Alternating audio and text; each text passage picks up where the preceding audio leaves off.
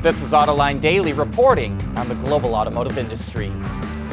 Sales of electric cars shot up 120% in the U.S. market last month. Automakers sold 28,600 BEVs, but almost all the credit goes to Tesla, which accounted for almost 24,000 of those sales, giving it 83% of the EV market. Not including Tesla, sales of BEVs were up 30%, but the numbers are puny. 11 other automakers only sold about 4,800 electrics. So how are the newest competitors to Tesla doing? Jaguar sold 236 I-Paces, Audi sold 726 e-trons, and Hyundai sold 127 Konas. Automakers have already asked the Trump administration to come up with a 50-state deal for fuel economy regulations. And now, the governors from 20 states are asking for the same thing. 3 of those states, Pennsylvania, Wisconsin, and North Carolina, went for Trump in the last presidential election. Bloomberg reports that the EPA and NHTSA will submit their proposals to the White House in the coming weeks. Well, the wait is almost over. Chevrolet unveils the highly anticipated mid-engine C8 Corvette next week, and you can watch all the action. Chevy is live streaming the reveal globally at media.chevrolet.com/nextgencorvette at 10:30 p.m. Eastern Time on July 18th. Then Chevrolet will take the new C8 to more than 125 dealerships across the U.S. The tour kicks off after the reveal and will run through early 2020. Dates and cities will be made available the day after the reveal.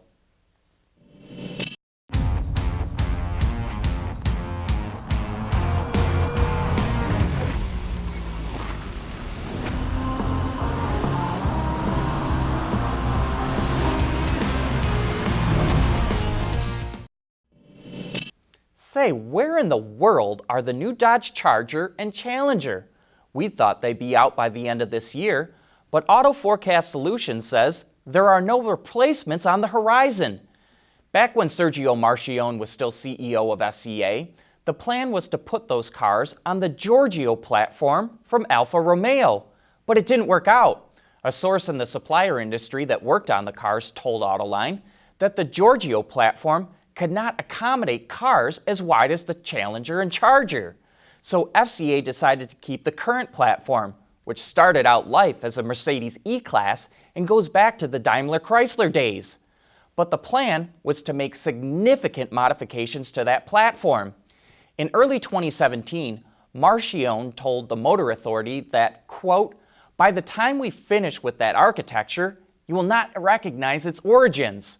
Autoline also talked to a source that saw the new cars and described them as sharper, more angular, and more European-looking than the current rounded retro versions. So, if the platform was upgraded and the new bodies were already designed, why haven't we seen them? Well, here's our Autoline insight. Those cars are made at FCA's assembly plant in Brampton, Ontario in Canada. And next year, FCA will sit down with Unifor, its Canadian union, to hammer out a new contract. At this point, that plant is unallocated, to use a suddenly popular word in the industry. So dangling out the prospect of building a new Charger and Challenger would be a powerful bargaining chip for FCA. And if we're right, we'll see a new Charger and Challenger around 2021. And those next-gen Dodges will probably be electrified.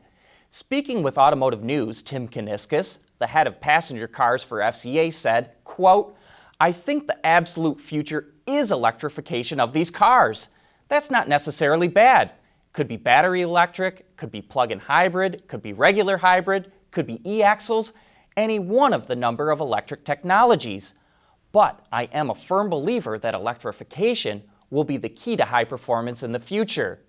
The only thing holding them back, according to Kuniskis, is the price of batteries." Our special guest on Autoline After Hours this Thursday is Paul Eichenberg, a strategist on electrification, autonomy, connectivity, and mobility. So join John and Gary and Joe White from Reuters for some of the best insights as to where this auto industry is headed.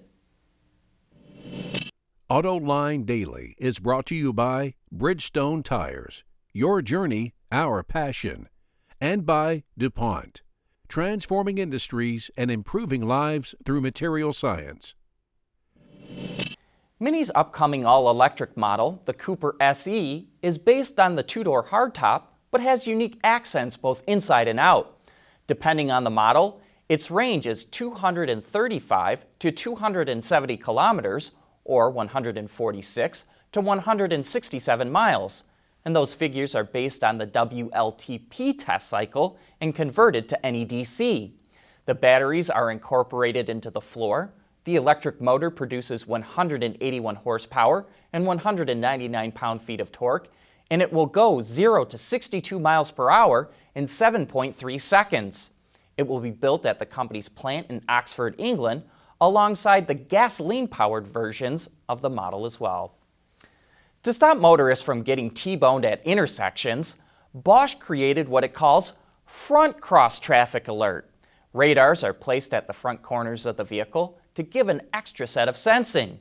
The system monitors intersections and will alert you if there's a car you weren't expecting that's coming through the intersection. It can give an audible or visual warning, as well as automatically applying the brakes. The people that helped bring about Formula E, the all-electric racing series, are starting a new all-electric racing series, but this time for off-roading. Extreme E plans to field 12 teams that will race head-to-head using a round-robin format on short 3 to 6 miles tracks in places with extreme environments like the Arctic, a rainforest, desert, or ocean. The Wild SUVs are made by the same company that makes the Formula E cars and feature special tires from Continental. One is made for summer conditions, the other for the winter. Teams will be allowed to have custom body panels inspired by production vehicles and develop their own powertrains. The vehicle seen here has 536 horsepower with a battery from Williams Advanced Engineering. Extreme E is scheduled to start in 2021. That wraps up today's show. Thanks for watching. We'll see you again tomorrow.